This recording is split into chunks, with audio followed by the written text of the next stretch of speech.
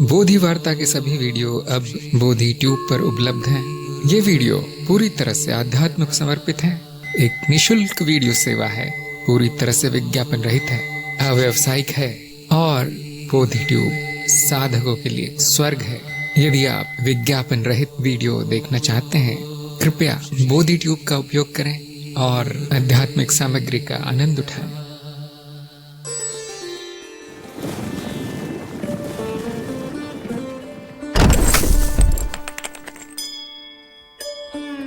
नमस्कार, बोधि वार्ता सत्संग में आप सभी का स्वागत है। सत्संग हम सभी के लिए एक अवसर है, साथ में बैठने का, मिलने का और आध्यात्मिक विषयों पर चर्चा करने का, ऑनलाइन घर बैठे ज्ञान प्राप्त करने का।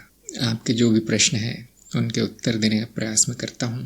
आपकी जो भी शंकाएं हैं उसका समाधान में करता हूँ और आपके मार्ग में आने वाली बाधाएं आदि का उपाय यहाँ किया जाता है सत्संग में।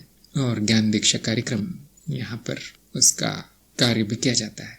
यदि किसी के प्रश्न हो तो कृपया लिखें। और सत्संग की शुरुआत मैं एक सूचना के साथ करना चाहता हूँ कि कई दिनों से YouTube पर सत्संग के वीडियो नहीं आ रहे थे, लेकिन आज से वो शुरू हो गए हैं।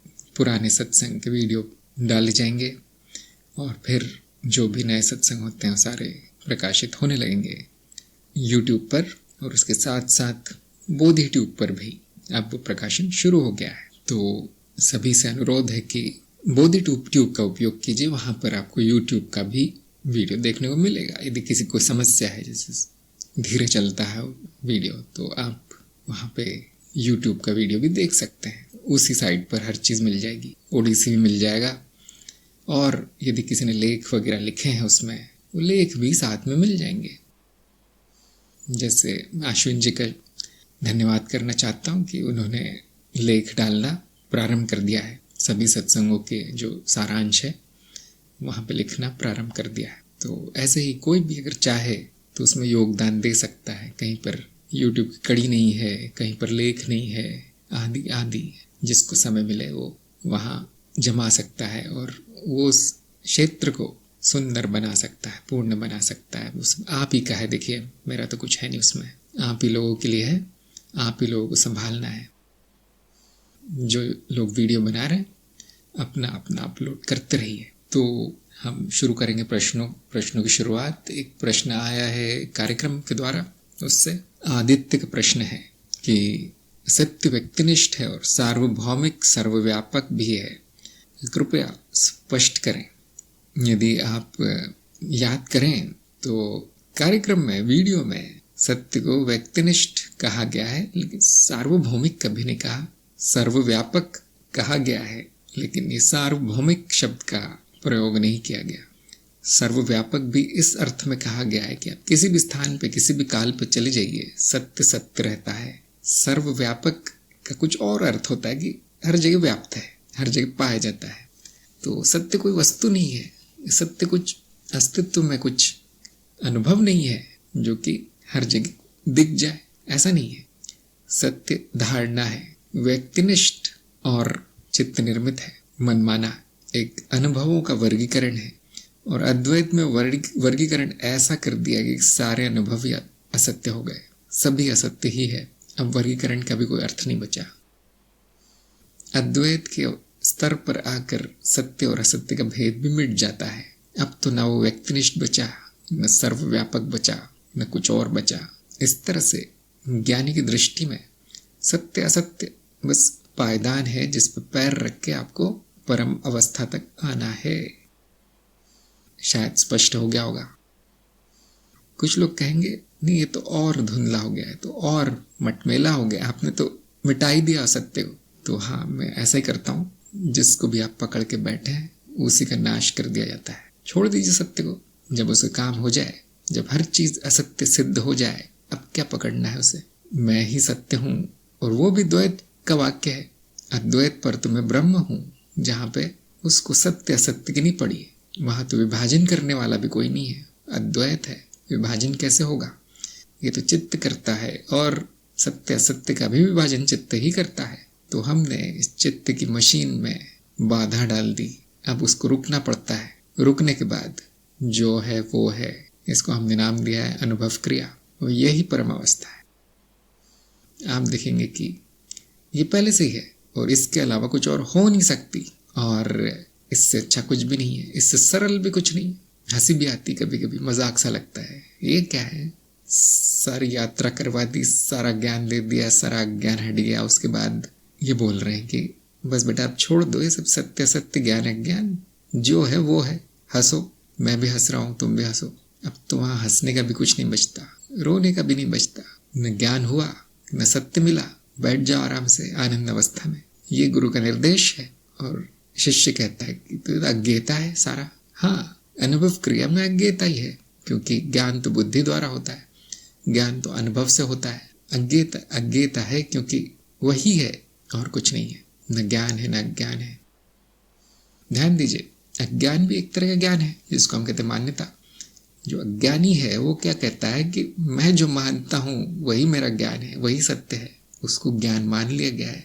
जबकि ज्ञानी, जिसको अद्वैत का ज्ञान हुआ है, ज्ञान मार्ग पर जो है, ऐसा साधक कहता है कि नहीं, मेरा ज्ञान ज्ञान है। दोनों की कथनी में जरा सा भी अंतर नहीं है। और जो अज्ञेयतावादी है, दोनों को देख के हंसता है। देखो क्या गधे हैं दोनों को देख के हंसता है कि एक ने इस चीज को ज्ञान मान लिया, दूसरे ने उस चीज को ज्ञान मान लिया। अस्तित्व में दोनों नहीं है। हाँ, माधुरी ने एक चित्र भेजा है। यहाँ पर कोई सही नहीं है, किसी की बात सही नहीं है, सबकी बात मजाक है। अगर किसी ने कुछ कथन रख दिया है, अपना मत रख दिया है, आपको भी हंसना चाहिए उस पर।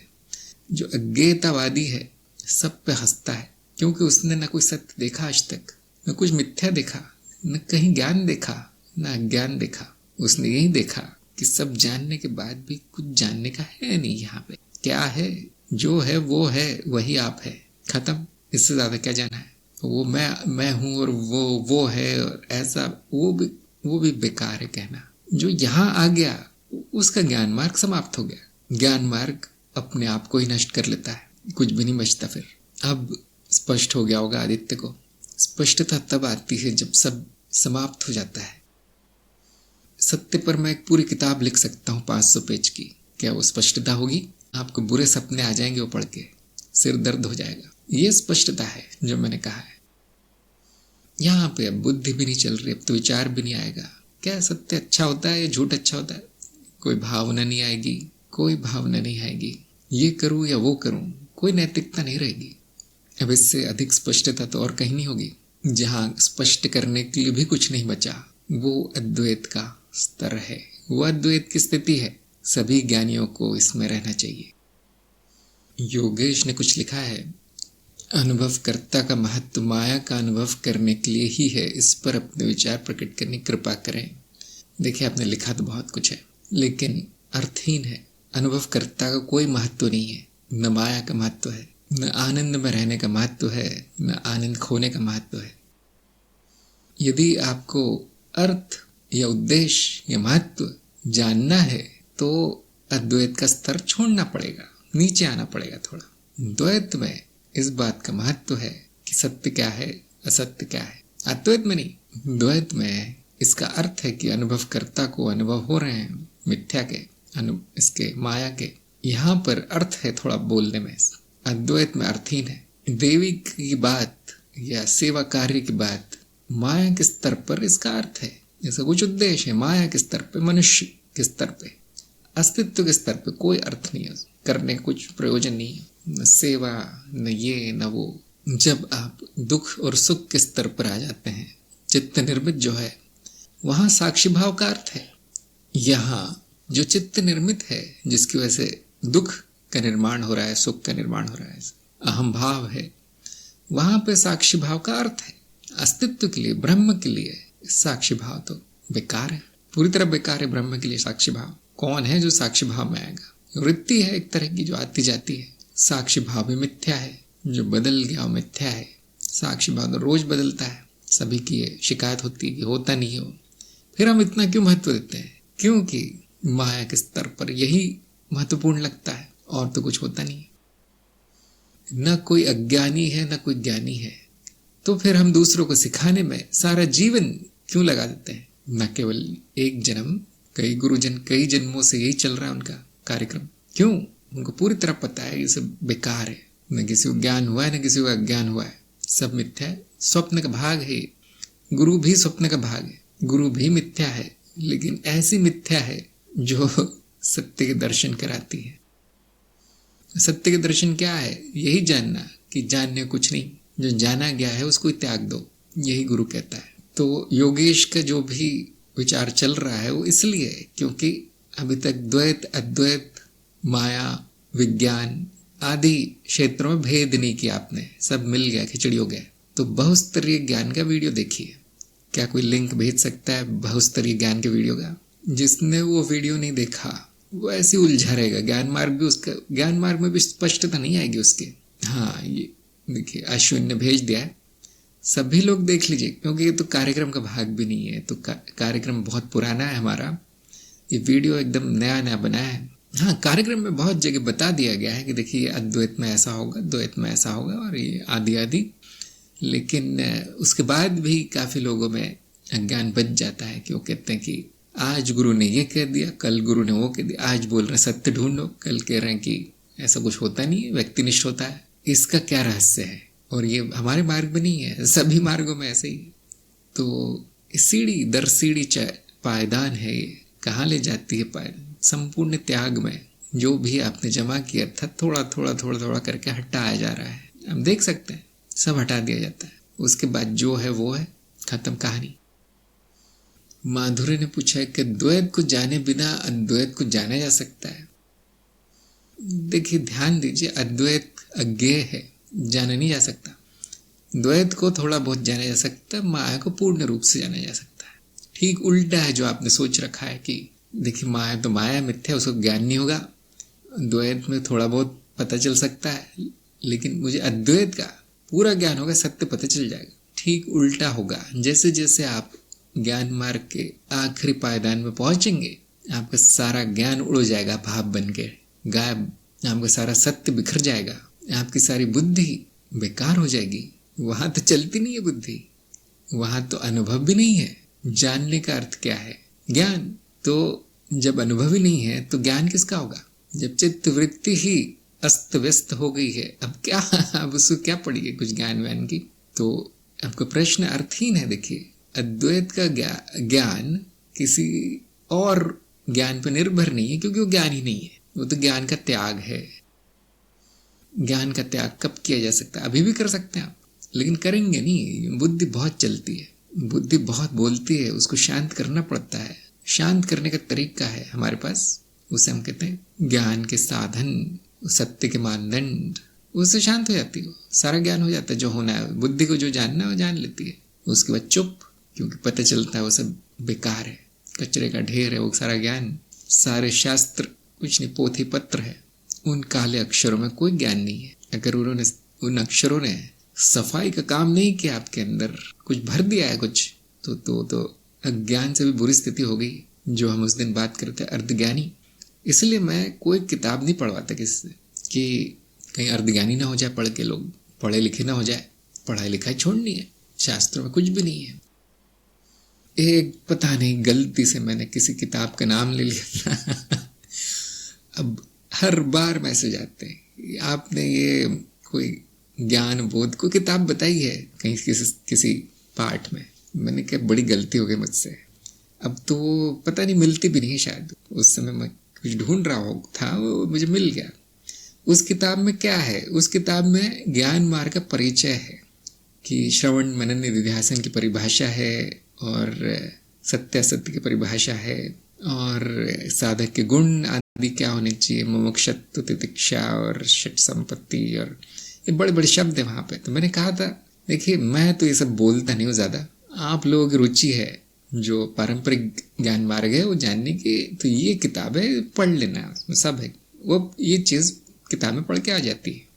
तो लोगों ने ये समझ लिया कि उसी में सारा ज्ञान है, इसलिए मैं बोल रहा हूँ। ऐसा कुछ नहीं है, उसमें रूपरेखा अच्छी बनाई गई है। कोई है, किसी को मिली वो किताब? बहुत पुराने लोग जो हमारे सत्संग के हैं, किसी के पास पढ़ी है वो किताब? एक अंग्रेजी थी, एक हिंदी थी। तो अभी एक हमारी नई परियोजना चलने वाली है, अगले साल से, शायद जनवरी फरवरी से, जिसमें कि नए वीडियो बनाए जाएंगे हिंदी कार्यक्रम के लिए। छोटे कर दी जाएंगे वीडियो और संख्या बढ़ा दी जाएगी, और चरण 1 को छलनी बना दिया जाएगा ताकि जिनकी रुचि नहीं है वो पहुंच न जाए कहीं वीडियो तक। जो ज्ञान मार्ग के लिए नहीं बने, कहीं वो कार्यक्रम बनाया जाए उसके लिए छलनी बनाई जाएगी। अभी तो रजिस्टर करो और कार्यक्रम शुरू करो, ऐसा प्रायोगिक चल रहा है। तो उस समय वो सब जो कचरा जो आ गया था गलती से, मुझे पता नहीं था कि ऐसा हो जाएगा, पहली बार कर रहा था मैं, तो वो हटा दिया जाएगा। जो भी कमियां रह गई हैं हमारे वीडियो में वो हटा दी जाएगी। ये अगले साल होगा, और फिर उसमें किसी पुस्तक का नाम नहीं दिखेगा। यहाँ तक कि ये भी बोल दिया है कोई पुस्तक पढ़ना ही मना है जब तक कार्यक्रम चल रहा है। क्यों? क्योंकि वो अर्ध ज्ञान की ओर ले जाता है, वो बड़ा खतरनाक है किताबें पढ़ना। ज्ञान मार्ग में किताबें पढ़ना ठीक नहीं है। जो गुरु कहता है वो उस पर ध्यान दीजिए, उस पर आपका संपूर्ण लक्ष्य होना चाहिए। जैसे किताबी ज्ञान चाहिए, गुरु को छोड़ दो, बेकार है गुरु। सोनल ने कहा है मेरा समय अच्छा था जो इस साल जुड़ गई कार्यक्रम। हाँ, आपको वो कार्यक्रम का विकास होते हुए भी दिख रहा होगा। थोड़ा थोड़ा विकास हो रहा है, थोड़े थोड़े नए नए नियम, जो बेकार के नियम थे वो बंद हो रहे हैं। इस तरह से आने वाले समय में हो सकता है कि कई लोग उस कार्यक्रम में आ भी न पाए, क्योंकि उनको दूसरी जगह भेज दिया जाएगा। क्योंकि मैं देख रहा हूँ कुछ लोग अपना समय भी नष्ट कर रहे हैं। जो लोग आ गए हैं वहाँ पे, पता नहीं किस उम्मीद में आए कि मुझे ज्ञान हो जाएगा, कुछ शक्ति मिल जाएगी, कुछ सिद्धि मिल जाएगी, इस उम्मीद में आए हैं और कुछ समझ में नहीं आता, कुछ भी लिख देते हैं। 6 महीने बाद पता चलता है कुछ भी नहीं हुआ। तो मेरा भी समय नष्ट, उनका तो जीवन ही नष्ट हो गया, क्योंकि फिर अब आएंगे नहीं ज्ञान मार्ग में कभी। तो सबकी सुरक्षा के लिए वहाँ थोड़ी सी व्यवस्था की जाएगी। लेकिन अच्छी बात यह है कि त्रिदिवसीय कार्यक्रम के लिए कोई छलनी नहीं है, कोई बंधन नहीं है, वहाँ पे कोई अनुशासन नहीं है। त्रिदिवसीय कार्यक्रम सभी के लिए है, इसलिए जो ज्ञान दीक्षा कार्यक्रम है उसको कठिन कर दिया जाएगा। एक और बात मैंने देखी है, अब क्योंकि कार्यक्रम हो रहे हैं तो मुझे भी अनुभव हो रहा है कि काफ़ी लोग चरण 4 में पहुंच गए, लेकिन रिपोर्ट नहीं देते, कर क्या रहे हैं वो बताते नहीं है। उससे यदि कुछ बुरा प्रभाव पड़ रहा है प्रयोगों का, साधना का, तो मुझे पता नहीं चलता। तो उसके लिए कुछ इंतजाम किया जाएगा, जहाँ पे आपको लिख के भेजना ही भेजना है। अगर नहीं भेजा गया तो कार्यक्रम समाप्त कर दिया जाएगा। इस तरह से कुछ किया जाएगा। कुछ लोग रोज रिपोर्ट भेज रहे हैं, मैंने कहा रोज मत भेजना, इतना नहीं पढ़ा जा सकता। तो जैसे जैसे मुझे ज्ञान हो रहा है कि कैसे इसको और अच्छा किया जा सकता है, तो अनुशासन का और शिकंजा कस दिया जाएगा।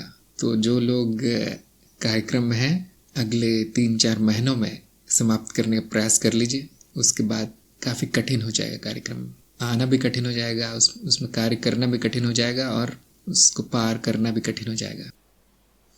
माधुरी ने पूछा है कि कई बार परिस्थितियाँ आती है जीवन में, तो उसके लिए स्वयं को जिम्मेदार समझकर गिल्ट भाव में चले जाते हैं, इससे कैसे बाहर आए? देखिए, गिल्ट का अर्थ होता है आत्मग्लानि। तो जो भी परिस्थितियाँ आती है आपके जीवन में, उसके लिए आप भी जिम्मेदार हैं, ये तो सत्य है। अब इसमें आत्मग्लानि क्या स्थान है? यहाँ तो बुद्धि होनी चाहिए, तो बुद्धि चलनी चाहिए कि हाँ मेरी गलती से हो गया, अभी गलती नहीं दोहराना है। जो भी परिस्थिति आई है उसे सीख कर, उसको ठीक करके आगे बढ़ जाना है। तो अगर आप इस तरह की आत्मग्लानि, क्रोध या विषाद में पहुंच गए हैं, डिप्रेशन में, तो बुद्धि का प्रयोग करके बाहर आ जाइए। बुद्धि और कुछ नहीं। यदि आपकी परिस्थितियों के कारण तरह तरह की भावनाएं आ रही है मन में, ग्लानि भी एक भावना है कि मैं ही गलत हूँ और पता नहीं क्या क्या, उसमें दुख है एक तरह का, तो भावना आपको बाहर नहीं लाएगी, बुद्धि बाहर लाएगी। और जिन लोगों में चेतना है उनको कुछ नहीं करना है, वो कभी आत्मग्लानि के भाव में नहीं जा पाएंगे। जिनकी चेतना है उस तरह की उल्टी सीधी भावना में बनते नहीं कभी। हाँ, आएगी थोड़ी देर के लिए, 5 मिनट 10 मिनट के लिए, फिर ये भी विचार आएगा कि ये सब क्या चल रहा है। बाहर परिस्थिति खराब है, लेकिन अंदर भी कैसे खराब हो गई।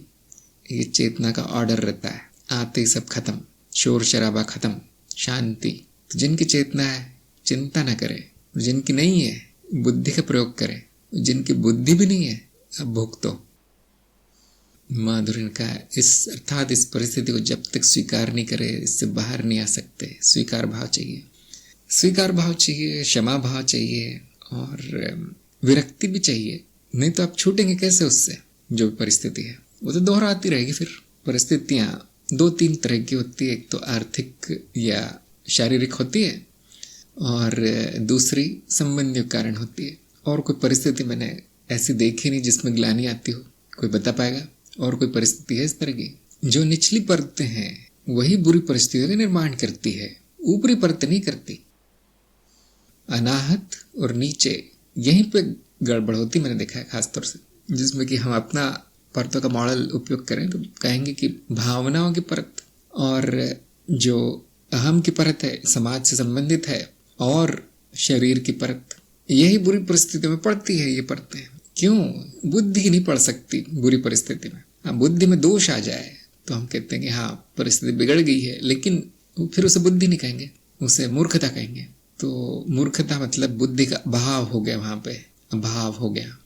और उसके ऊपर चेतना अगर है तो फिर किसी भी तरह की परिस्थिति में नहीं पड़ेंगे, चाहे वो अच्छी हो चाहे बुरी हो। तो अगर नीचे अशुद्धियां हैं तो आपके जीवन में अजीब अजीब परिस्थिति आएगी। निचली परतों में अशुद्धि होने के कारण अजीब अजीब परिस्थितियां आती है जीवन में। उसकी प्रतिक्रिया ग्लानि रूप में होती है कि कैसे हो गए, क्या हो गया, मैंने क्यों कर दिया, ये सब पछतावा, अपराधी भाव, जो भी है वो सब निचली वृत्तियां हैं। अगर निचली वृत्तियां है तो मतलब अशुद्धि बहुत है। अभी शुद्धिकरण शुरू कर दीजिए और बुद्धि के उपयोग से शुद्धिकरण किया जा सकता है, चेतना और बुद्धि विवेक के उपयोग से। जो लोग अभी भी किसी दवाई का, किसी मंत्र का, किसी चमत्कार की प्रतीक्षा कर रहे हैं, कृपया ज्ञान मार्ग से चले जाएं। यहाँ पे नहीं होता है सब मेरी स्थिति क्यों खराब है और उसके लिए क्या उपाय बताएंगे, ये आप ही करना है जो करना है, क्योंकि आप ही जिम्मेदार है उस स्थिति के। ग्लानि के भी जिम्मेदार आप ही है। अश्विन ने कहा गलत आदत से भी ग्लानि आ सकती है।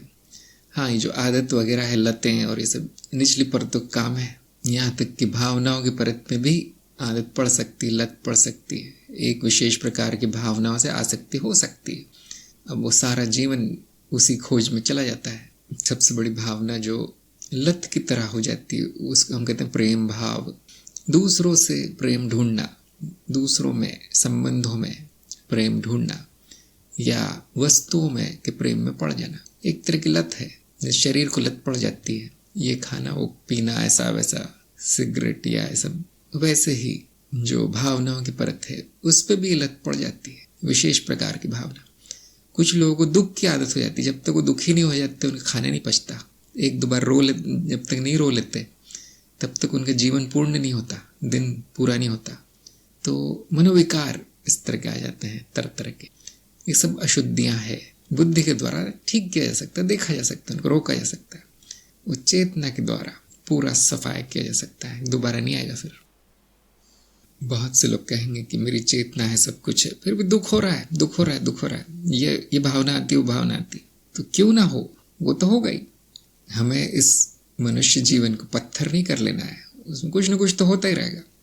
और द्वैत है तो दोनों होगा। सारा जीवन द्वैत में चल रहा है तो दोनों होगा, कुछ अच्छा भी होगा, कुछ बुरा भी होगा, कुछ सुंदर होगा, कुछ कुरूप होगा, ये सब तो होता ही रहेगा, ऊपर नीचे। ये भी हमारा अज्ञान है जो कहता है कुछ ना हो या एक ही चीज होती रहे, उससे तो उसका तो कोई अर्थ नहीं निकलता। तो ना समझिए, बचपना है कि विपरीत परिस्थिति आनी नहीं चाहिए जीवन में, एक ही जैसा होना चाहिए, ये तो ख्याली पुलाव है। द्वैत में हर चीज होती है, हर चीज के लिए तैयार रहना है और सीखते जाना है।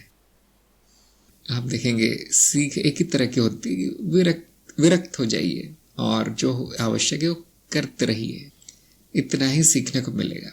हर तरह की परिस्थिति आएगी, हर तरह की परिस्थिति सीखना है। जो उन परिस्थितियों को ठीक करने में लगा है कर लीजिए, थोड़ा बहुत प्रयास करना चाहिए, लेकिन कभी ठीक नहीं होता हो। आज ये ठीक कर लिया, कल कुछ और बिगड़ गया, आज ये संबंध ठीक हो गया, किसी और से बिगड़ गए, वो जो ठीक किए थे वो वापस बिगड़ गए। इस तरह से चलता रहेगा। ये द्वैत है, ये सपना दो रंगों से बना है। अंजलि ने पूछा है कि ज्ञान मार्ग पर समाधि अवस्था होती है, क्या ये सिर्फ एक अनुभव है?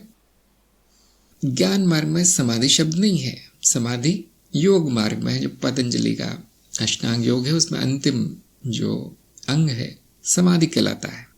ज्ञान मार्ग में नहीं होती समाधि, लेकिन फिर भी हमने अपना लिया है, नाम ले लिया, क्यों, बड़ा सुंदर नाम है। इसको हम कहते हैं अद्वैत की अवस्था, या मैंने एक नाम दिया अनुभव क्रिया, जिसमें कि लोग बहुत फंस जाते हैं ये है क्या। तो मैं कहता हूं कि केवल समाधि की अवस्था हो सकती है और कुछ नहीं, और दूसरी अवस्था नहीं हो सकती। समाधि में आना अपने घर आने की तरह है, वापस अपने घर आ जाना, और अन्य अवस्थाओं में भटकना यात्रा पे जाने की तरह है। तो जैसे आप कहीं भी जाए वापस घर ही आ जाते हैं, वैसे कितनी भी अवस्था आती रहे उसकी पृष्ठभूमि समाधि की होती है। अब ये बात आपको किसी शास्त्र में नहीं मिलेगी, किसी वीडियो में नहीं मिलेगी, किसी किताब में नहीं मिलेगी। मिलेगी तो बड़े गूढ़ तरीके से मिलेगी कि जो मेरी प्राकृतिक स्थिति है, जो मेरा स्वभाव है, वो समाधि का है, ऐसा कुछ लिखा मिलेगा। अब सोचते रहेंगे लाऊं कैसे मैं समाधि। योग में तो पता नहीं है, कई वर्षों बाद के जन्मों बाद क्या होती है समाधि पता चलता है, बाकी मार्गों में तो इसका नाम भी नहीं है। तो इस तरह के प्रश्न आएंगे, कौन सा अनुभव मुझे समाधि में लाएगा, कौन सा अनुभव है ये। हाँ, अश्विन ने कहा कितना भी घूम ले आराम घर आने में मिलता है। समाधि शांति, मौन है। लोगों को लगता पता नहीं कितना बड़ा अनुभव होगा, इससे सरल कोई अनुभव ही नहीं है। यहाँ तक कि यहाँ तो अनुभव भी नहीं है, यहाँ तो अनुभव भी विलय हो जाता है, क्योंकि अनुभव तो चित्त के विभाजन के कारण शब्द आया है। हाँ, प्रतीप ने कहा योग में समाधि तक पहुंचने में जान निकाल देते हैं। समाधि प्रयास से नहीं आती, वहाँ जो प्रयास बताया गया है वो आपकी अशुद्धियां दूर करने के लिए है, समाधि में आने के लिए प्रयास नहीं लगता। तो ये सारी मान्यता है, देखिए हटा दीजिए अपने मन से। मैं अंजलि को कह रहा हूँ, सब बकवास है। न ये कोई अनुभव है, न कोई बड़ा अनुभव है, और न ये ज्ञान मार्ग में है, न इस मार्ग में है, न उस मार्ग में। अस्तित्व की अवस्था समाधि की है, खत्म। यही हो सकता है और कुछ नहीं हो सकता। स्नेहलता ने कहा आपने सरल शब्दों में समझाया। हाँ, मैंने कई वर्षों तक इस अवस्था में पहुंचने का प्रयास किया, बाद में पता चला वो सब बेवकूफ़ी है। ये अज्ञान हटा लीजिए कि समाधि नहीं है, ये अज्ञान हटा लीजिए। अब क्या करना है फिर उसके बाद समाधि में आने के लिए? मैं तो कहता हूँ अज्ञान है तो भी वही अवस्था है, उससे छुट्टी नहीं है, क्योंकि वही एकमात्र है। हाँ देखो, अश्विन ने लिखा भी, योग में केवल बताया गया जो अद्वैत ही। हाँ, तो वो कोई पढ़ता नहीं है। जो पतंजलि ने अंतिम पाठ पता है, अध्याय 3 अध्याय 4 अध्याय उसमें है, सब लोग पहला वाला अध्याय पढ़ते हैं, दूसरे नहीं पढ़ते कोई। एक समाधि पाद है, एक कैवल्य पाद है, इस तरह के चरण बताए गए हैं। वहाँ पे लोग क्या पढ़ते हैं? पहला वाला, जिसमें कि शरीर को तोड़ना मरोड़ना है, वैसे पता नहीं, शायद वहाँ लिखा है सिद्धियाँ मिलती हैं इसलिए पढ़ते रहते हैं लोग। सब मिलेगा आपको, लेकिन ज्ञान मार्ग से। योग आपके मन को, चित्त को, शरीर को अनुशासित करने के लिए है, ताकि आपको ज्ञान हो जाए, इसके लिए है वो। जिनकी बुद्धि तेज है उनको कुछ अनुशासन की आवश्यकता नहीं है, सीधे ज्ञान हो जाता है। कोई योग को अष्टांग योग नहीं करना है, क्योंकि गुरु पर पूरी तरह निर्भर है। इसलिए ज्ञान मार्ग जो है लोग छू नहीं पाते, उसे पता भी नहीं चलता लोगों को कि ऐसा कोई मार्ग है। उसके नाम अलग अलग रख दिए लोगों ने, वेदांत, अरे अब तो संस्कृत पढ़नी पड़ेगी, छोड़ो जाने दो। सनातन धर्म, अरे तो कुछ पुराना सा लगता है, मुझे धर्म कर्म में रुचि नहीं है।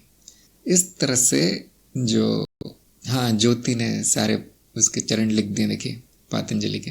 तो मैंने देखा कैवल्य का जो है उसका तो अनुवाद भी नहीं मिलता, बड़ी मुश्किल से मिलता है। अनुवाद भी पढ़ लो तो कोई ज्ञान नहीं होता, उससे पता ही नहीं चलता क्या पतंजलि साहब ने क्या लिखा है, कुछ नहीं। मुझे तो आज तक समझ में नहीं आया। जब तक आप ज्ञान मार्ग वाली समाधि नहीं समझ लेते, तब तक योग मार्ग वाली समाधि नहीं आएगी, समझ में ही नहीं आएगी।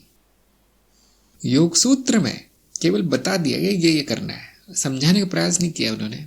सूत्र है वो, फॉर्मूला है, बस क्या क्या करना है, क्या होता है, ज्यादा प्रयास नहीं किया उन्होंने। जब तक आपको सांख्य दर्शन नहीं आता, आपको योग दर्शन नहीं आएगा। जो ये लोग योग कर रहे हैं, ये पता नहीं क्या करते रहते हैं। मुझे तो आज तक असली योग मिला नहीं कहीं, किसको सिखाता नहीं। ये सब किताबी ज्ञान देने वाले बहुत हैं, वो खुद ही नहीं करते योग, खुद ही योग में नहीं है, वियोग ही है वो तो पूरी तरह से। और कोई समाधि में नहीं है, केवल ज्ञान मार्ग में आपको समाधि तक पहुंचाया जाएगा। कैसे? यह ज्ञान हटा के कि मैं समाधि में नहीं हूँ, ये सोचना ही बंद कर दीजिए कि मैं घर में नहीं हूँ, यहाँ घर ही घर है केवल, और कुछ नहीं है। ये अनुभव इतना छोटा है, हंसी आ जाती है। अच्छा, ये समाधि है? अब तो मुझे नहीं चाहिए, ये भी नहीं चाहिए, अपने पास ही रखो। जो इन समाधियों के चक्कर में, जो इन ध्यानों के चक्कर में, अलग अलग अनुभवों के चक्कर में पड़ा है, मैं बता रहा हूँ कई जन्म निकल जाएंगे उसके, कुछ नहीं मिलेगा उसको। ये मेरा स्वयं का अनुभव है, मेरा स्वयं का जीवन है, व्यर्थ हो गया मतलब ऐसे। जो मुझे ये सब करते हुए दिख जाता है उसको ज्ञान मार्ग से निकाल दिया जाता है। ऐसा नहीं है कि अनुभव नहीं होंगे, ऐसा नहीं है कि आपके ध्यान व्यान नहीं लगेगा, सब अपने आप लगेगा, सारी क्रियाएं अपने आप होंगी सारे आसन अपने आप होंगे। जो कुंडलिनी मार्ग में वो सब जानते हैं, करना नहीं पड़ता, ये करता है ही नहीं। कौन करता है योगासन, कौन करता है प्राणायाम? कोई नहीं है। क्या ये सिखाया जाता है योग मार्ग में आपको? बिल्कुल नहीं। ये कुंडलिनी मार्ग में सिखाया जाता है, वह वो भी आम जनता के लिए नहीं है। ज्ञान मार्ग में तो उतना भी नहीं है, तो केवल शुद्धिकरण शुरू हो गया, आपके सारा योग शुरू हो गया, सारे आसन हो जाएंगे, सारा प्राणायाम हो जाएगा, वहीं समाधि आ जाएगी। मैंने अपनी आंखों से देखा है ये होते हुए। कौन बताएगा मुझे? कोई है यहाँ पर जिसके साथ हुआ है ये सब? सारे मार्ग ज्ञान मार्ग में हो गए। किसी का अनुभव है ऐसा?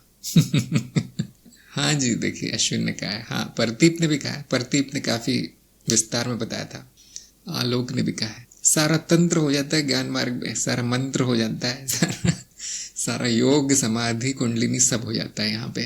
कैसे कैसे होता है चमत्कार बिना कुछ किए? सारी चित्त की परतें खुल जाती, सारे चक्र दौड़ने लगते हैं। कितने लोग हैं यहाँ जिनका अनाहत खुल गया और मुझे मैसेज आने लगता है आई लव यू गुरुजी। अब तब मैं समझ जाता हूँ ज्ञान मार्ग में योग मार्ग हो गया। जो प्रेम में पढ़ने का प्रयास कर रहा है कि मुझे भी वो इस तरह का आनंद अवस्था मिल जाए जिसमें कि संभोग का आनंद आ जाए, करते रहो बेटा, कभी नहीं होगा। एक आध का हो गया गलती से, दूसरा भुगतता रहता है फिर।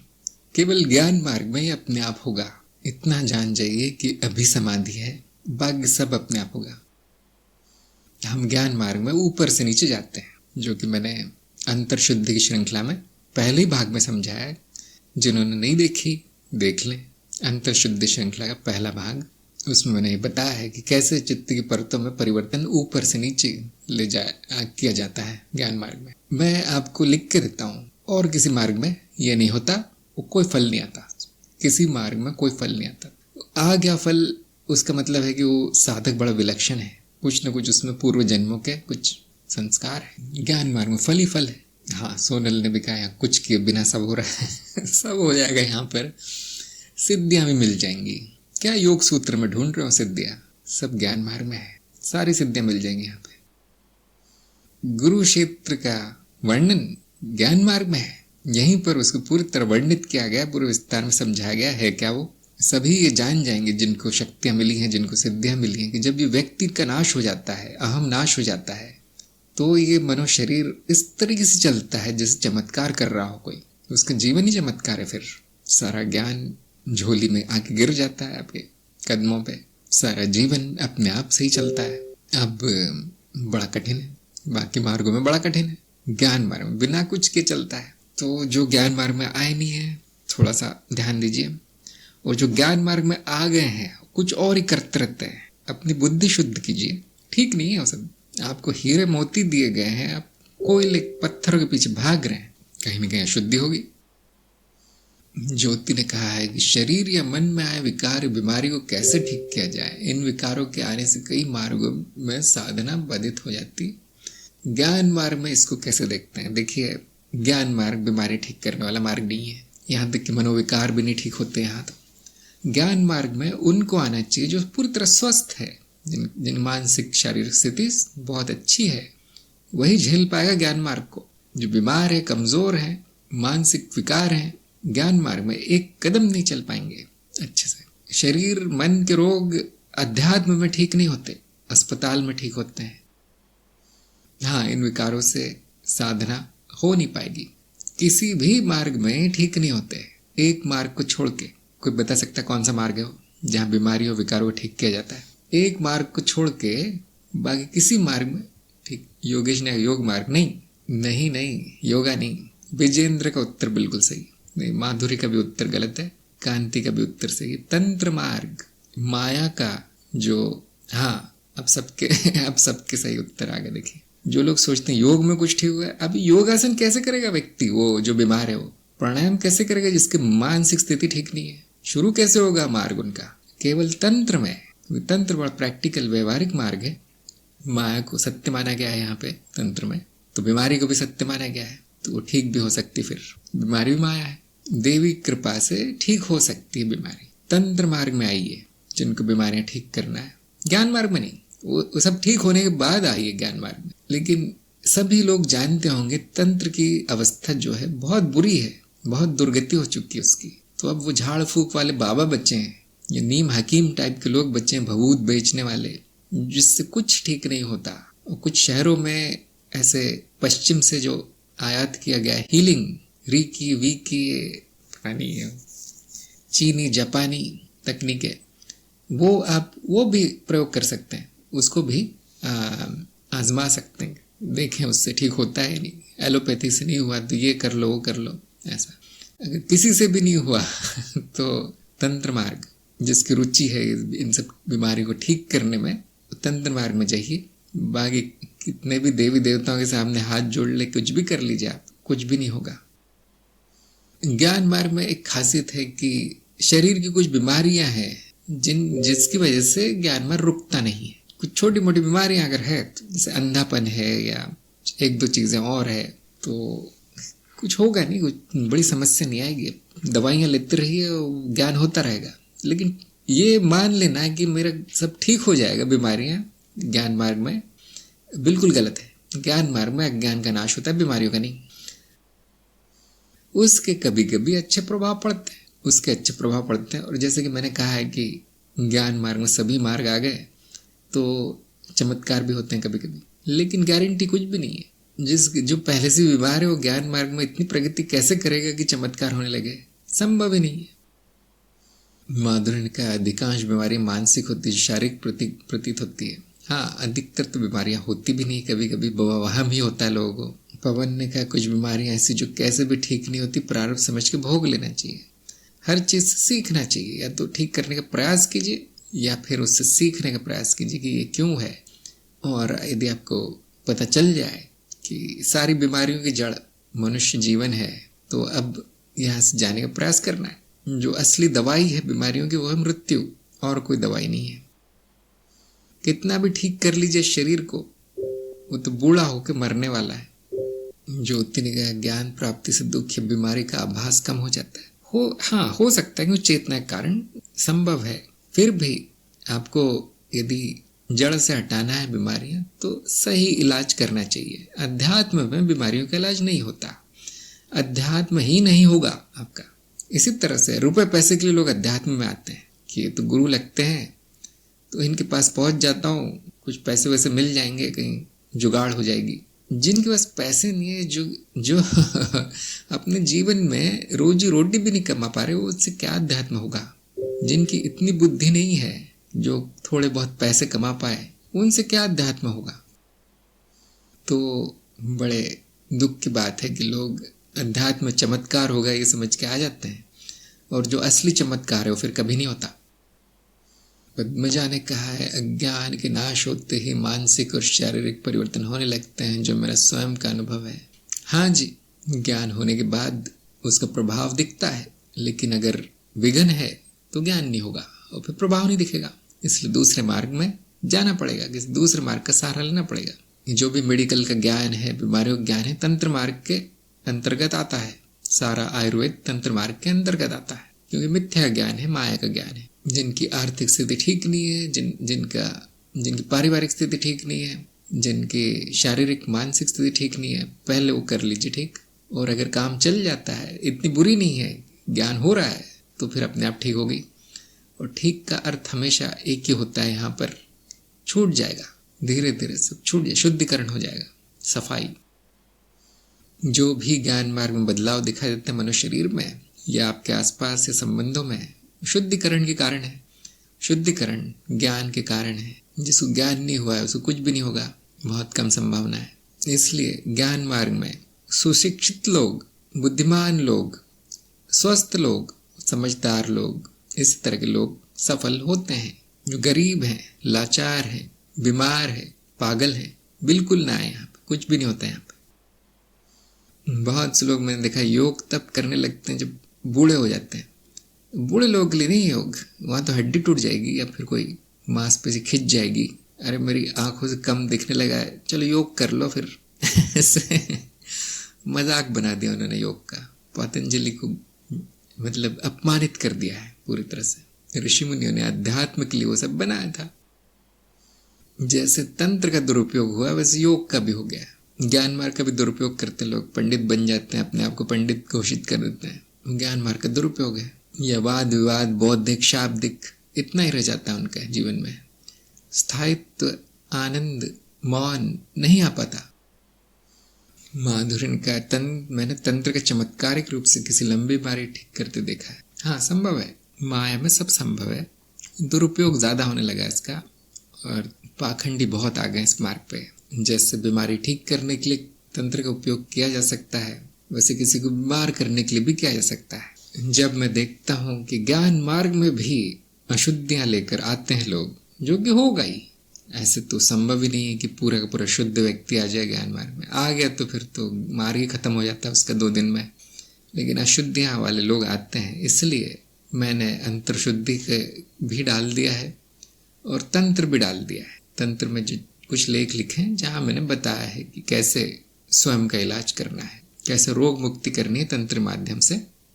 मैं जानता हूँ इसमें 1 लाख में 1 ही सफल होगा, क्यों हर कोई नहीं कर पाएगा उसे, इसलिए वो दे दिया गया है। वही सफल होगा जिससे कुछ पूर्व जन्म की साधना है, जिस पर गुरु कृपा पहले से, जो विकास क्रम की सीढ़ी में थोड़ा आगे बढ़ गया है, वही तंत्र कर पाता है और कोई नहीं कर पाता, कोई प्रयोग नहीं कर सकता उसका। या तो गुरु कृपा होगी या तो उसकी साधना होगी, नहीं तो कुछ होगा नहीं तंत्र में।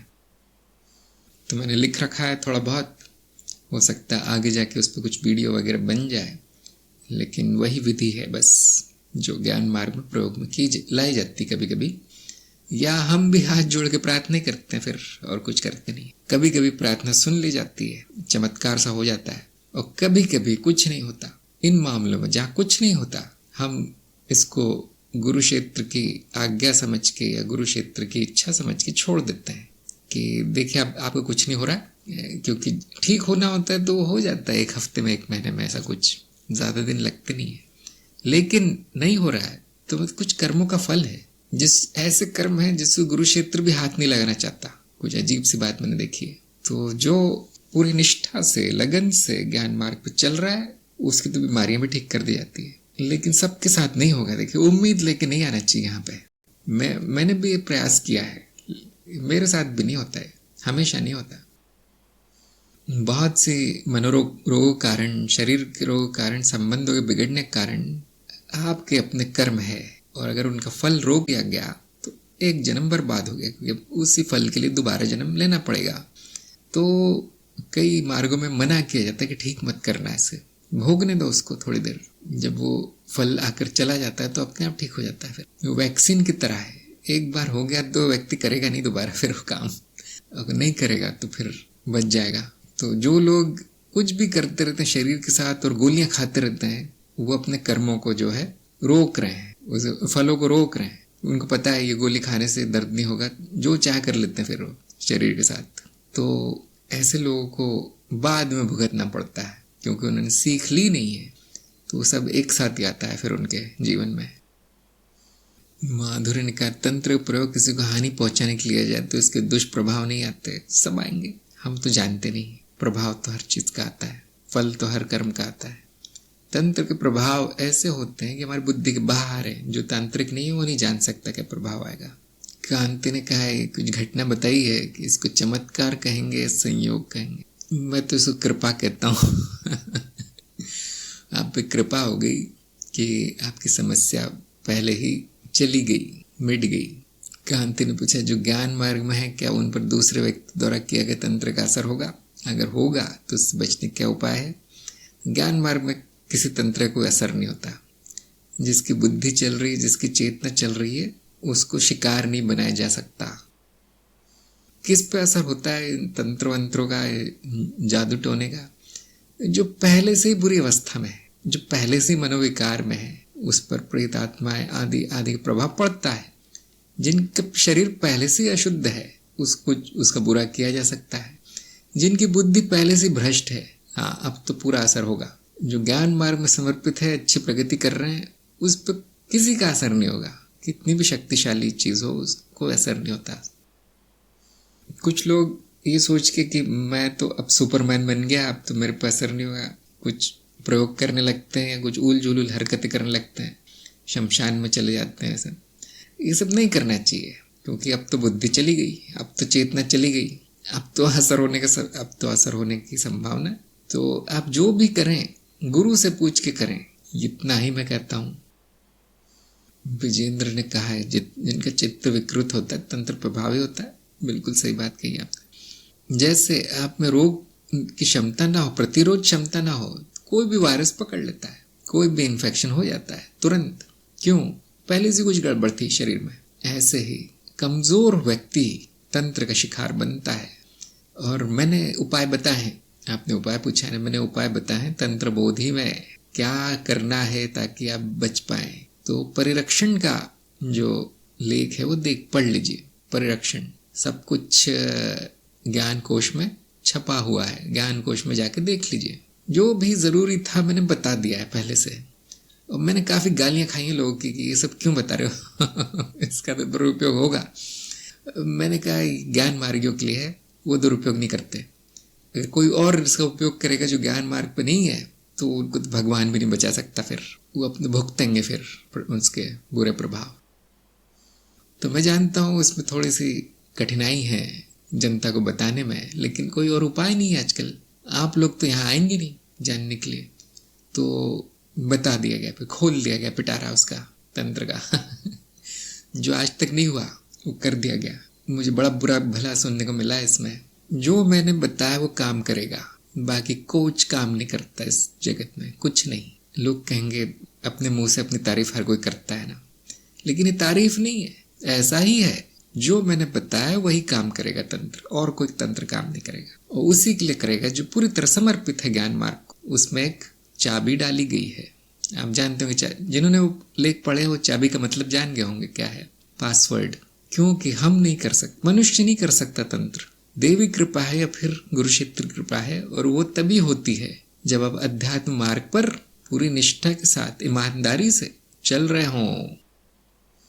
मैं नहीं कहता ज्ञान मार्ग पर, देखिए मार्ग बहुत अच्छे अच्छे हैं दूसरे, लेकिन ज्ञान मार्ग पे खास तौर से काम करेगा। वो वही काम करेगा जो मैंने बताया है, और कुछ काम नहीं करेगा। सभी ज्ञान मार्गियों के लिए अनिवार्य है उतना तंत्र जानना, जैसे सभी डॉक्टरों के लिए अनिवार्य है दवाइयों के नाम जानना। जो अपनी रक्षा नहीं करता, जो अव्यवस्थित चल रहा है जिनका जीवन, वो शिकार हो जाएंगे और फिर रोते हुए आते हैं। कुछ लोग ईमानदार नहीं होते मार्ग पे, और उनको अपने करने का फल मिलता है, दिखावा कर रहे हैं अध्यात्म का। तो वो तो ये कहते पाए जाते नहीं, आपका भी काम नहीं करेगा। हाँ, फिर आप पे कैसे करेगा, आप पे कैसे काम करेगा? फिर वो 30 सेकंड का वीडियो देखते हैं आप, 30 सेकंड में बंद करते हैं वीडियो देख के। तो किसने पूछा था? अंजलि ने। हाँ, आप जाके देख लीजिए, वो पढ़ लीजिए, वो जो छोटा सा विधि बताई गई है वहाँ पे। अगर आप ज्ञान मार्ग में सच्चे मन से चल रहे हैं, करके देखिए उसे, तंत्र प्रयोग कीजिए। चंचल ने लिंक मांगा है, 1 मिनट, बहुत छुपा के रखा है मैंने। ये उसका लिंक है। 10-12 केवल छोटे छोटे लेख लिखे गए हैं, बहुत ज्यादा तंत्र नहीं करते हम। मूलभूत है विधियां वो दे दी गई है। अनीता ने कहा जो ज्ञान मार्ग पर है उसे तंत्र करने की जरूरत नहीं पड़नी चाहिए। हाँ, जिसका सब ठीक चल रहा है उसको बिल्कुल नहीं करना चाहिए, छूना भी नहीं चाहिए तंत्र को। आपको क्यों जरूरत पड़ती तंत्र की? क्यों? कहीं ना कहीं आप ही ने कुछ गड़बड़ कर रखी है अपने जीवन में। एक बात तय है कि जो कर्मों का फल है वो थोड़ा आगे पीछे किया जा सकता, लेकिन खत्म नहीं किया जा सकता तंत्र से। जिसको जो होना है फल वो मिलकर ही रहता है। हाँ, जो ज्ञान मार्ग पर है उनको कोई प्रभाव नहीं पड़ेगा किसी, वो खुद भी कुछ कर ले तो भी प्रभाव नहीं पड़ता, तो दूसरों को क्या पड़ेगा। बड़ी अजीब बात है कि बाकी जो भी लोग सिखाते हैं वो पूरा बेकार है। मैं देखकर बड़ा आश्चर्यचकित हो जाता हूँ कि बाकी जो मार्ग है या तंत्र मार्ग भी है, वहां पे जानने वाले बहुत कम है। जो मैंने सूक्ष्म शरीर की विधि बताई है वही काम करती है और कोई नहीं करती। बड़ी विचित्र बात है। जो ज्ञान मार्ग पे आ गए, खासतौर से बोधि वार्ता में, उन्हीं पे काम करती है। बड़ी विचित्र बात है। क्यों? क्योंकि ये सब मैंने नहीं लिखा है, मैंने नहीं बोला है, ये सब गुरु क्षेत्र से आया है। सारा खेल ऊपर से चल रहा है। किसी और का कोई प्रश्न है? गणपत ने कहा, तांत्रिक को तंत्र का उपयोग करने के लिए पहले भय पे पैदा करना पड़ता है सामने वाले पे। हाँ, इनकी आपकी बात बिल्कुल सही है, अक्सर ही किया जाता है। लेकिन और भी उपाय है। जैसे लालच, मन में लालच आ जाए तो उस पर तंत्र का प्रयोग आसान हो जाता है। लालच आ जाए तो अब तो वैसे बिना तंत्र के भी उसको नियंत्रित कर लेंगे, जो चाहे करवा लेंगे उससे। लेकिन इस तरह की अशुद्धि हो तो ईर्ष्या आ जाए मन में, द्वेष, दम्भ कुछ भी आ जाए, क्रोध, काम वासना, इससे प्रभाव डालना बहुत आसान हो जाता है। केवल भय नहीं, लालच भी दिखाया जाता है बहुत। इतने पैसे मिल जाएंगे, उतने पैसे मिल जाएंगे, ये प्रसाद खा लो। अब वो प्रसाद क्या है कोई नहीं जानता। लोग कहते नहीं, मैं तो भक्त हूँ तो ये तो खाता ही हूँ। भक्ति मार्ग में कोई प्रसाद नहीं है, कोई देवी देवता नहीं है भक्ति मार्ग में। भक्ति मार्ग में भक्त है और भगवान है। ये सारा जो झंझट है वो तंत्र मार्ग में है। देवी देवता, उनकी मूर्तियां और प्रसाद। ज्ञान मार्गी को प्रसाद नहीं खाना चाहिए, किसी मूर्ति की पूजा नहीं करनी चाहिए। आपको करना ही है तो अपना कीजिए ना। दूसरों क्यों खाते हैं? क्या सोच के खाते हो अच्छा होगा? दो ही जगह आपको कुछ खाना है, या तो गुरु का दिया हुआ, आप किसी गुरु के अंतर्गत हैं तो, या फिर अपना बनाया हुआ अपने हाथों का, वही प्रसाद है। अपने हाथों से दाल रोटी बनाए खा लीजिए, प्रसाद है वो। इस मंदिर में, उस मंदिर में, इसका उसका पता नहीं लोग, और फिर कुछ उनका जीवन बर्बाद हो जाता है तो फिर रोते हैं। देखिए, बड़ों पर इतना प्रभाव नहीं पड़ेगा जितना बच्चों पर पड़ता है। बच्चों की सुरक्षा आपके हाथों में है, और माँ बाप को अगर ज्ञान नहीं है तो बच्चों क्या सुरक्षा करेंगे? जरूरी है, वो सारा तंत्र बोधि में बताया गया है कि माँ बाप को क्या करना है, सब बताया गया। भले ही वो बहुत कम लिखा है वहां पे मैंने, लेकिन इतना लिख दिया है, एक एक वाक्य। समझदार को इशारा काफी है। ज्यादा लिखूंगा तो फिर ज्यादा भूकंप आ जाएगा। फिर प्रतीप ने पूछा है कि होम्योपैथी भी तंत्र है जो बहुत सूक्ष्म रूप में शरीर में काम करती है, होम्योपैथी में विश्वास आवश्यक है। हो सकता है कि देखिए, सभी इस तरह के जो तकनीकें हैं तंत्र मार्ग से उपजी है। यहाँ तक कि विज्ञान भी पूरी तरह से तंत्र से ही निकला है। तो तंत्र मूलभूत है, उससे बाकी सारी शाखाएं निकली है। होम्योपैथी का बड़ी अजीब स्थिति है कि कभी काम करता है, कभी नहीं करता। वैसे तो सभी का ऐसा है, लेकिन होम्योपैथी में कुछ ज्यादा ही देखा गया है। सबको नहीं काम, सबके लिए नहीं काम करता वो इलाज। होम्योपैथी का जो मूल है, जिसमें सिद्धांत, जो सबसे मूल सिद्धांत है, वो स्मृति है। स्मृति कैसे है, इस बारे में आप मनन कर सकते हैं। वहाँ वो जो दवाइयाँ दी जाती है उस बेकार है उसमें दवाई भी नहीं रहती, कभी कभी पानी रहता है केवल। स्मृति आधार है, और डॉक्टर की आध्यात्मिक प्रगति होना जरूरी है। नहीं तो न होम्योपैथिक काम करता है न आयुर्वेद काम करता है। जो आजकल कॉलेजों में सिखाया जा रहा है होम्योपैथी, भारतवर्ष में ही होता है अक्सर, मैंने देखा है, बाकी किसी देश में है नहीं। होम्योपैथी के डॉक्टर हैं और आयुर्वेद के डॉक्टर हैं, उनको डॉक्टर की डिग्री दी जा रही है। पता नहीं क्या करते हैं वो लोग। तनवीर ने कहा, 1 हफ्ते पहले मेरे घुटने का ऑपरेशन हुआ, तब से पैर में बहुत दर्द है, यहाँ तक कि दवा भी बेअसर मालूम पड़ती है। ये क्या है? देखिए, ऑपरेशन हुआ तो कोई रोग होगा, है ना उसी कारण दर्द है। बड़ी सरल सी बात है, इसमें कोई पराभौतिक दैविक कारण ढूंढना ठीक नहीं है। डॉक्टर से बात कर लीजिए, अगर वो डॉक्टर ठीक नहीं कर पा रहा किसी और से पूछ लीजिए, और अगर वो कोई भी ठीक नहीं कर पा रहा तो प्रार्थना कीजिए, और कोई दवा नहीं है उसकी। दुआ, जहाँ दवा काम नहीं करती वहाँ दुआ काम करती। तो जो रोग है वो हर चीज करता है, फिर विश्वास सब भूल जाओ। मैं तो इस पे विश्वास नहीं करता, अब भूल जाओ करना ही पड़ता है। जो बेचारा है उसको कुछ चारा ढूंढना पड़ता है। मैं ये सब बोलता नहीं हूँ क्योंकि ऐसा लगता है कि अंधविश्वास को बढ़ावा दिया जा रहा है। तो मैं ही कहता हूँ कि अच्छे डॉक्टर को दिखाना जरूरी है, कोई भी रोग होगा तो। अध्यात्म में कोई इलाज नहीं होगा। गणपत ने कहा, क्या रुद्राक्ष का उपयोग तंत्र के प्रभाव से बचने के लिए होता है? हाँ होता है, लेकिन उसको चार्ज करना पड़ता है, उसको बांधना पड़ता है संकल्प शक्ति से, जो किसी को नहीं आता। ललना ने कहा, मैं रेकी सिखाती हूँ, लेकिन जब से ज्ञान मार्ग में आई हूँ तो मुझे वो कक्षा सब व्यर्थ लगता है। हाँ, जो ज्ञान मार्ग में है उसको आवश्यकता नहीं पड़ेगी इन चीज़ों की। मनु ने लिखा है, होम्योपैथी का वर्ल्ड मार्केट 5.3 बिलियन का है। हाँ जी मैं ये नहीं कहता कि उसका प्रभाव नहीं होता है, लेकिन जुए जैसा है, कभी लॉटरी जैसा है, खुल जाती कभी कभी, अक्सर नहीं होता। ये माया का नियम है कि वो अपना नियम तोड़ने नहीं देती है इतनी आसानी से। अगर ऐसे चमत्कार हर किसी के साथ होने लगे तो फिर हम उसको चमत्कार नहीं कहेंगे, उसको तो फिर वो तो नियम हो गया, फिर तो वो तो विज्ञान हो गया, हमेशा ही होता है फिर। ओम जी ने पूछा है, क्या अघोरी तंत्र मार्ग से? हाँ, लगता तो ऐसा ही है, लेकिन वो मार्ग अपने आप में एक मार्ग है जिसमें आपको संन्यास भी मिल जाएगा, ज्ञान मार्ग भी मिल जाएगा उसमें, और तंत्र भी मिल जाएगा, जैसे अवधूत का मार्ग है, इस तरह का। मैं ये भी बताना चाहूँगा कि जो परंपराएं वो अधिकतर भ्रष्ट हो गई हैं, तो चाहे वो तंत्र हो चाहे मंत्र हो, सब बेकार हो गया आजकल। जो लोग जानते हैं वो बताते नहीं हैं, जो लोग नहीं जानते वो पैसे खाते हैं। तांत्रिक कभी पैसे नहीं लेता, किसी को ठीक करने के, किसी की मदद करने के कभी पैसे नहीं लेता। ऐसे लोग हैं नहीं, आपको मिलेंगे नहीं कभी, सब भ्रष्ट है। इसलिए उनका तंत्र बेकार है, उनकी शक्तियाँ उनकी नहीं है, उधार की है। ऐसे मार्गों में जो जाता है खुद ही शिकार हो जाता है। तंत्र की साधना सेवा के रूप में करनी चाहिए, स्वार्थ के रूप में नहीं तो उसके बहुत बुरे प्रभाव आते हैं। या तो माया के अंतर्गत चलिए, माया ने जितना आपको छूट दी है उतने में काम हो जाता है, कर लीजिए। जहाँ पे आप नियम तोड़ना शुरू कर देते हैं, अब खतरा है। तो ऐसा लगता है कि सबके प्रश्न समाप्त हो गए हैं, 9 भी बजने वाले हैं। तो आज की सत्संग हम यहीं समाप्त करते हैं, और सभी अपनी साधना जारी रखिए। हम फिर मिलेंगे अगली सत्संग में। सभी का सत्संग में आने के लिए बहुत बहुत धन्यवाद।